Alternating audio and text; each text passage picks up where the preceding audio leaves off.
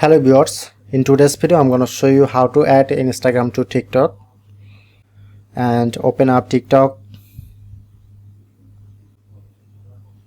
click on to profile. After that, edit profile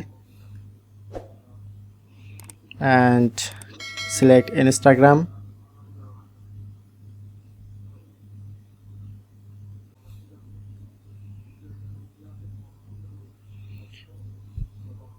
Type here to your Instagram username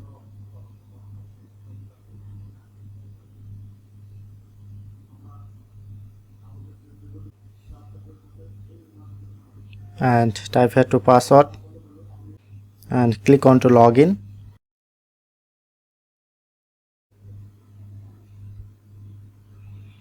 Save.